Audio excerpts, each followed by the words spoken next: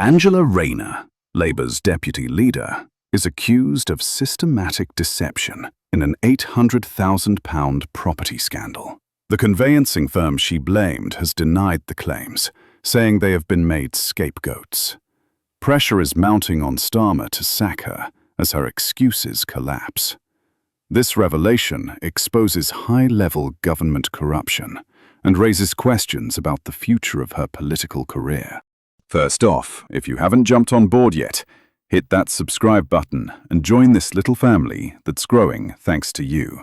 Oh, Angela, turns out that all your excuses, all your finger-pointing, all your deflections aren't really adding up.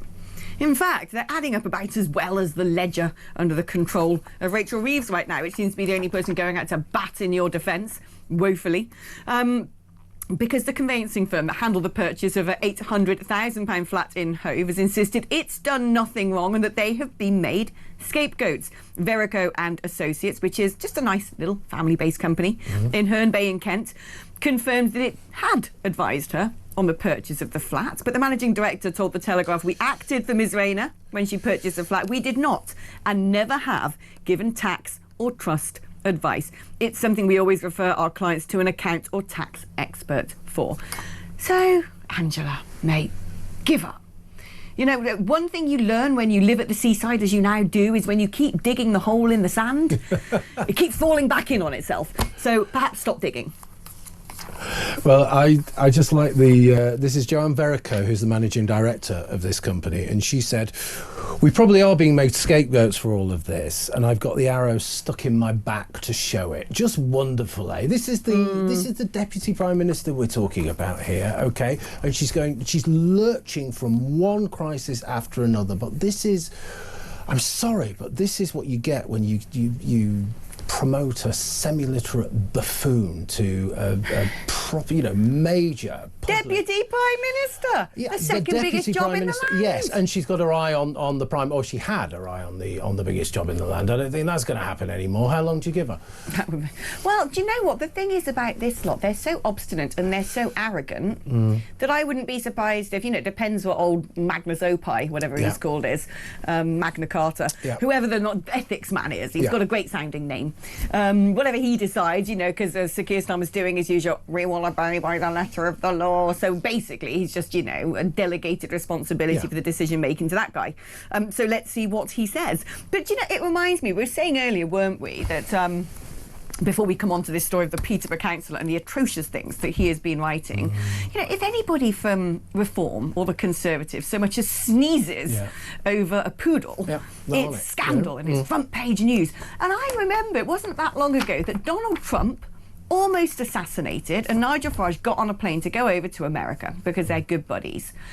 And I can't remember which bozo it was. Should we have a listen to them doing it? They cannot win on any of these issues. Should we have a little listen to them backing themselves into that corner? Let's just have a bit of Schadenfreude and just run the lot of them. Let's do 4 in a row. Angela Rayner admits she didn't pay enough tax. Go on, Ange.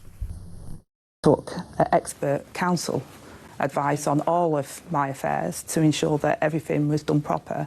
And that expert counsel said that the advice that I received was inaccurate because of the trust. I don't own the property, that is true. I only own one property that is mortgaged, like most people. But because of the nature of the trust that was set up by the court, that I would be liable to pay the additional stamp duty.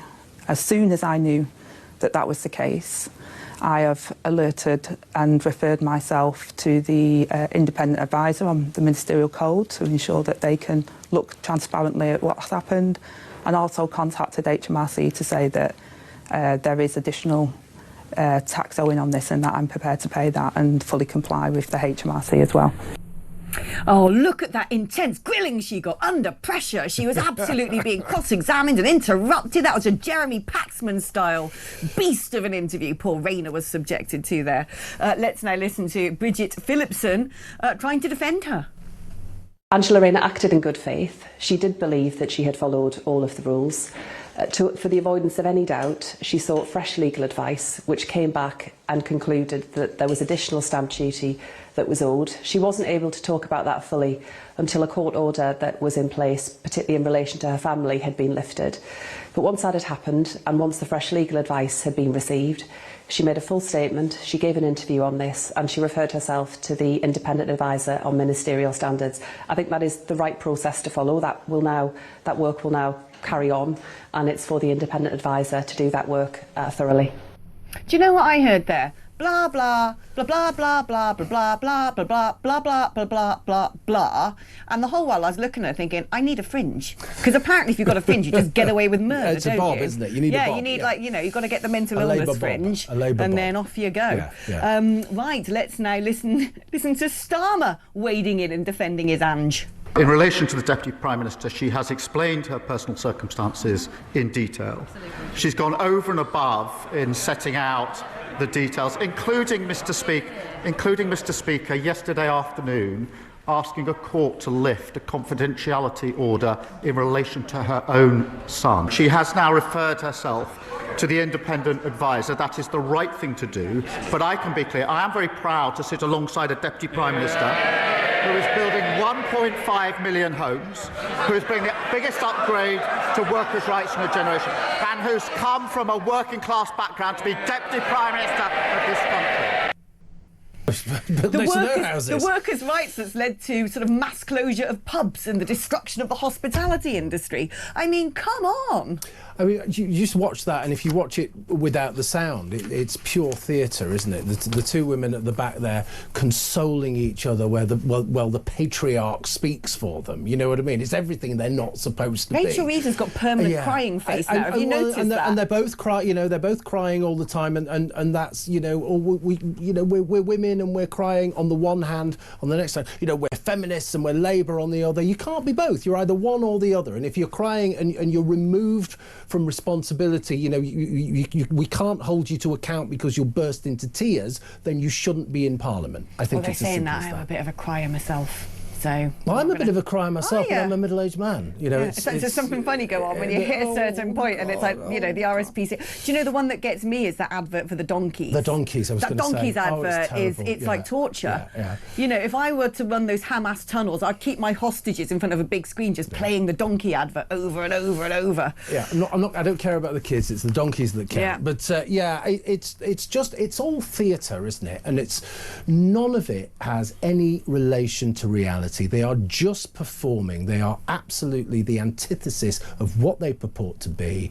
They're liars, they're cheats. They're not even very good at it. That's the problem. You see that and you think, oh my God, it's pathetic. They are awful. And Rayner, she's promoted way beyond her ability because she lives in this is what they all do. All of these identitarians, they live in these little silos where this is my identity. I'm working class with the right opinions, so you have to listen to me. If you're working